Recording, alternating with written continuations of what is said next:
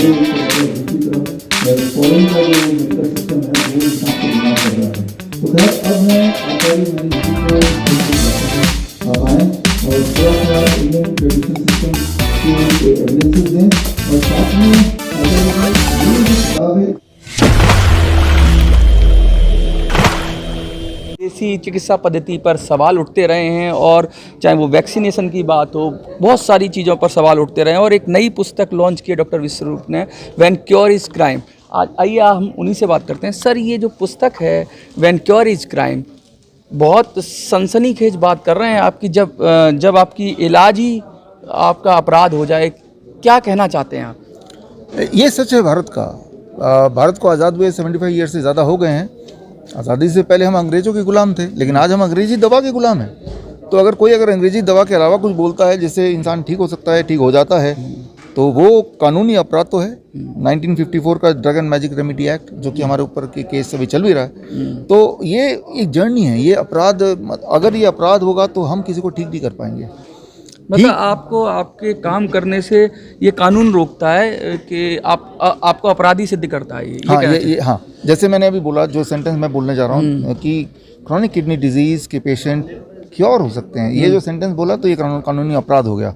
हमारे ऊपर केस लगाने के लिए इतना सेंटेंस बोलना काफ़ी है। जबकि आज आपने देखा कि कितने सारे पेशेंट जो पूरी तरह क्योर हो चुके हैं, और उन सब के एविडेंसेस इस बुक में हमने डाले हैं, और उन सब के वीडियोस भी हैं। ये QR कोड से स्कैन करके उन पेशेंट तक आप पहुंच सकते हैं, उनके हॉस्पिटल्स के रिकॉर्ड देख सकते हैं। मतलब ये क्या केस स्टडीज़ हैं पेशेंट की जो सही हुए? केस स्टडीज़ हैं। ये सारे पेशेंट की, हमारे पेशेंट की केस स्टडी है, उनके DTP स्कैन पहले और आपके रिपोर्ट्स हैं। तो मतलब क्योर हुए हैं, इसके सबूत इसमें हैं। लेकिन उस सबूत के बावजूद भी ये कानून है। ये कानून क्यों है? बेसिकली अगर लोग ठीक हो जाएं, डायलिसिस की आवश्यकता ख़त्म हो जाए, इंसुलिन की आवश्यकता ख़त्म हो जाए, तो कुछ लोगों को नुकसान होगा। जो डायलिसिस सेंटर है, जो ट्रांसप्लांट के हॉस्पिटल्स हैं, जो इंसुलिन की दुकानें हैं, फार्मास्यूटिकल कंपनीज हैं, उनको नुकसान होगा। लॉन्ग टर्म डिजीज़ की बात करें तो अलग विषय है, लेकिन जब सर्जरी की बात होती है, इमीडिएट रिलीफ की बात होती है, तो आप ऐसा तो नहीं है कि एलोपैथी को एकदम नकार देंगे, क्योंकि वो बहुत सारे लोगों की जान बचाने में भी काम आती है। तो कैसे सामंजस्य की बात होगी, या फिर एकदम उसको हटाने की बात करेंगे? देखिए, जो हमारे इंडियन पद्धति की जो बजट है भारत का, वो 2% है।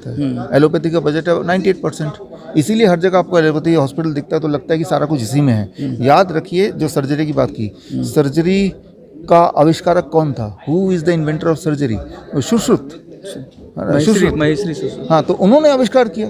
तो जो BAMS का कोर्स है, bachelor of Ayurvedic medicine and surgery, उसमें भी सर्जरी होता है। तो आयुर्वेद में पूरा सर्जरी है, आयुर्वेद में इमरजेंसी मैनेजमेंट पूरी है, लेकिन वो 2% बजट देके उसको दबा दिया गया है। वो मैनेजमेंट है। आप क्या इसमें संतुलन चाहते हैं कि जो 2% है उसको इनहेंस किया जाए, या आप एकदम निगलेक्ट करना चाहते हैं जो एलोपैथी है, उसको सिरे से खारिज करना चाहते हैं? देखिए, एलोपैथी की कोई ज़रूरत नहीं है, सिरे से खारिज करना ही ठीक रहेगा। बिकॉज मैंने आपसे पूछता हूँ, कोई एक दवाई का नाम बताइए जो किसी भी एक बीमारी को ठीक करती हो। एक दवाई बताइए। सर, इंस्टेंट रिलीफ तो मिलता है और ठीक भी होते हैं, ऐसा नहीं है? देखिए, पैरासीटामोल से आपको बुखार कम हो जाएगा, लेकिन अगले दिन किडनी फेल हो जाएगा। तो क्या किडनी फेल बुखार नहीं, वो भी चांसेस होते हैं, लेकिन ऐसा नहीं है कि हो ही जाएगा। इतने बड़े पैमाने पे तो कभी साइड इफेक्ट आ ही जाता है, वो लिखा भी रहता है सर।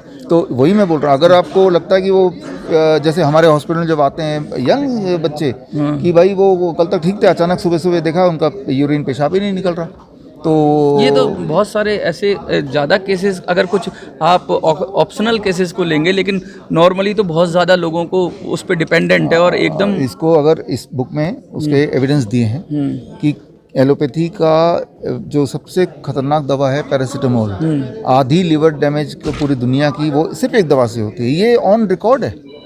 इस ऑन रिकॉर्ड पे भी हमने पिछली किताब यहीं लॉन्च की थी, fish tank model for heart care. अच्छा। तो हमें लगता है इक्का दुक्का किसी को होगा, नहीं, सब्सटेंशियल अमाउंट, राइट, सब्सटेंशियल, बहुत ज़्यादा अमाउंट में उसके इफेक्ट पे बात करना चाह रहे हैं आप, कहना ये भी जो पिक्चर है एक तरह का वो भी दिखाना चाह रहे हैं। हाँ। अच्छा, ये कैसे ले जाएंगे इसको? अभी जो वकील साहब आए उन्होंने कहा कि सुप्रीम कोर्ट में कानून को चैलेंज करेंगे, और क्या क्या योजनाएं हैं आपकी? योजना ये है कि ज़्यादा लोगों को एजुकेट करें ताकि वो अपना डॉक्टर खुद बने।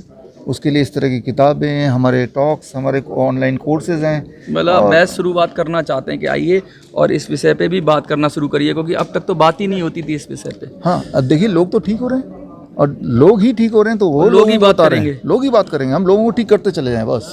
माउथ टू माउथ पब्लिसिटी हो रही है आपकी, आपके Yes. कहने।